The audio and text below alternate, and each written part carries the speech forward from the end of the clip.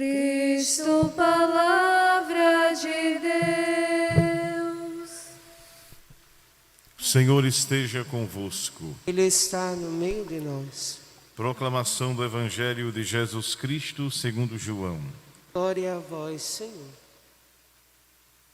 Naquele tempo, havia alguns gregos entre os que tinham subido a Jerusalém para adorar durante a festa.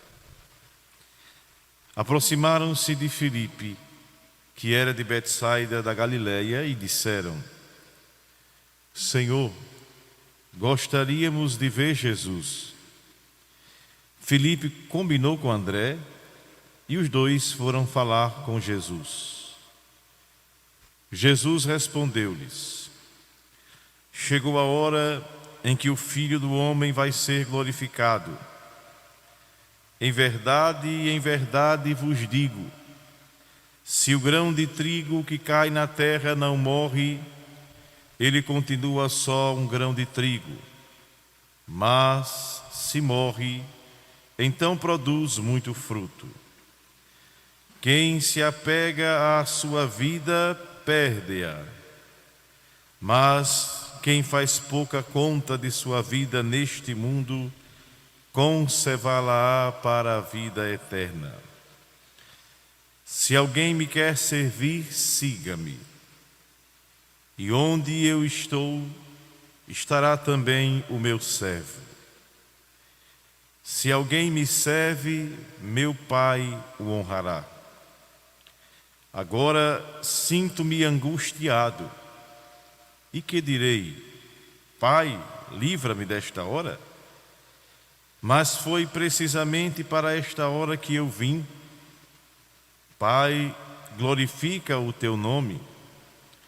Então veio uma voz do céu: Eu o glorifiquei e o glorificarei de novo. A multidão que aí estava e ouvia dizia que tinha sido um trovão. Outros afirmavam: foi um anjo que falou com ele. Jesus respondeu e disse: essa voz que ouvistes não foi por causa de mim, mas por causa de vós. É agora o julgamento deste mundo. Agora o chefe deste mundo vai ser expulso. E eu, quando for levado da terra, atrairei todos a mim. Jesus falava assim para indicar de que morte ia morrer. Palavra da salvação. Glória a vós, Senhor. Caríssimos irmãos e irmãs, os que aqui se encontram e os que estão acompanhando, os que se encontram de maneira reduzida, a equipe celebrativa, e aqueles que acompanham pelos meios de comunicação, pela web rádio Mãe Imaculada, pela nossa FM 87,9, pelo Facebook e YouTube da paróquia Nossa Senhora da Conceição, aqui em São Rafael. Nós estamos chegando no final praticamente da semana, desse tempo quaresmal, iniciando esta semana decisiva, que nos leva para o Domingo de Ramos, onde já vivenciamos o início dos mistérios da paixão de Jesus. E aí, como nós fizemos durante este período quaresmal, cada domingo temos a oportunidade de refletir e de nos abastecer dos sinais de Deus, que são mostrados através das leituras e de forma mais especial do Evangelho. Este Evangelho de hoje nos traz grandes significados. Eu digo sempre isso, mas vocês vão dizer, todo Evangelho é assim, evidentemente. Nós estamos diante de um discurso muito forte de Jesus, diante de um grupo que não era religioso, ou não era conhecido por ser religioso. Os gregos, a cultura grega tinha uma realidade de adorar a vários deuses. Quem estuda a história sabe disso.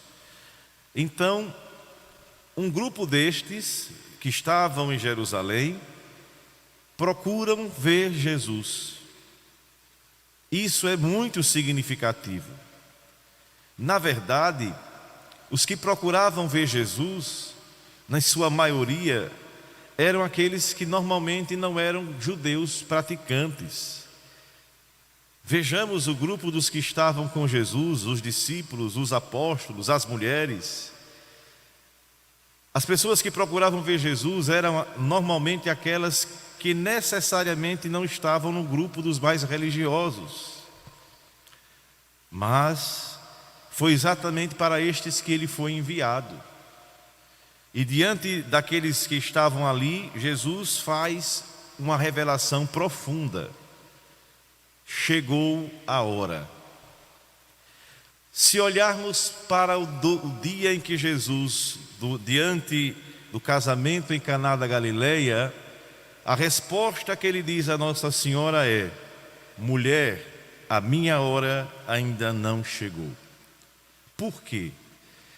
Porque para muitos aquele casamento o que mais exprime é a história de transformar a água em vinho. E não é só isso. Aquelas bodas de Caná é o primeiro sinal deste caminho da salvação e da paixão de Jesus que São João mostra no seu Evangelho.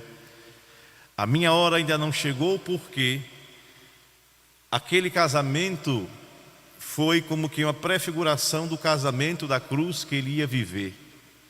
Se o matrimônio é entrega total, o maior amor do mundo se revelou na cruz, porque ele se entregou por nós. Por isso que naquele dia, Jesus disse: minha hora ainda não chegou. Mas agora ele diz: chegou a hora. A que hora é esta? Em que o Filho do Homem vai ser glorificado. Vai ser glorificado passando pela cruz, passando pela morte, como o grão de trigo que ele disse. Se o grão de trigo que cai na terra não morre, continua só um grão. Mas se você coloca na terra, ele morre, mas traz uma nova planta que nasce para dar outras sementes, outros frutos. E aí Jesus faz uma advertência. Quem se apega à sua vida vai perdê-la, mas quem faz pouca conta de sua vida neste mundo, conservá-la para a vida eterna.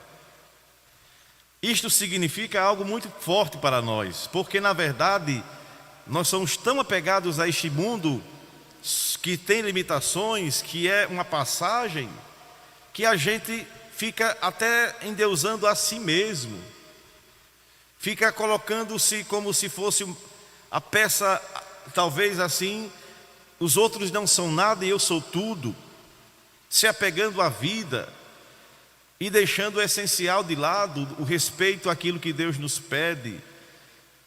Quem se apega perde, porque se coloca mais importante do que Deus. Esta é a realidade. Quando a gente deixa de lado aquilo que vem de Deus, o dinheiro toma conta da gente, o egoísmo toma conta da gente, a ganância toma conta da gente.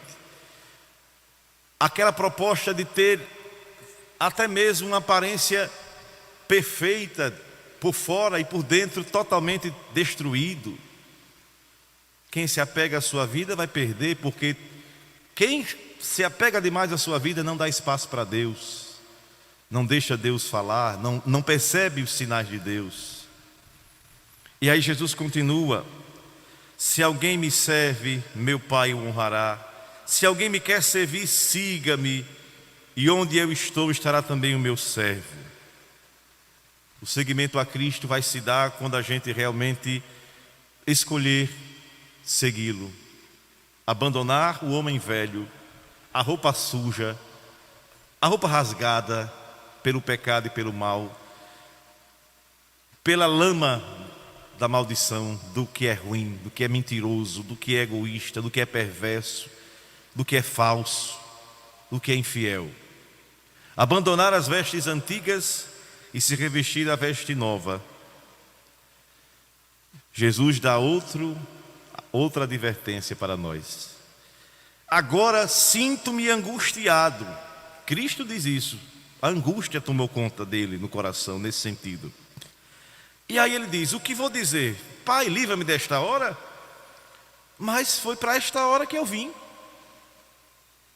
Quantas vezes a gente diz: meu Deus, por que é que eu estou passando por isso? Meu Senhor, por que é que está acontecendo isso comigo? Eu sempre olho assim e digo: só se a gente quiser ser mais do que Jesus, porque Ele passou por isso. Ao invés de a gente reclamar, a gente poderia dizer: Senhor, como Tu passaste pela angústia e acreditaste em Deus, me ajuda a acreditar que Deus está tomando conta disso. É Ele que está, Ele que pode. Eu só preciso ter atenção para Ele. E aí, depois de tudo isso, Jesus diz: Pai, glorifica o Teu nome. Exatamente esta glória foi confirmada quando do céu veio uma voz: eu o glorifiquei e o glorificarei de novo. É a cruz, é a morte, mas é a glória maior da ressurreição. É de certo que as demais leituras são perfeitas. No entanto, o Evangelho de hoje já nos leva para os mistérios da nossa fé. Nos preparemos esta semana, semana definitiva, de todos os aspectos, em todos os aspectos. Tenho plena certeza que pela graça de Deus teremos a força de no dia da ressurreição termos alegrias a apresentar a Deus. Mas no entanto, vamos com Ele caminhar pela sua paixão, pelas suas dores e nos unir às suas dores. Unindo essas dores, as dores do Brasil, que chega a quase 300 mil mortes pela Covid-19.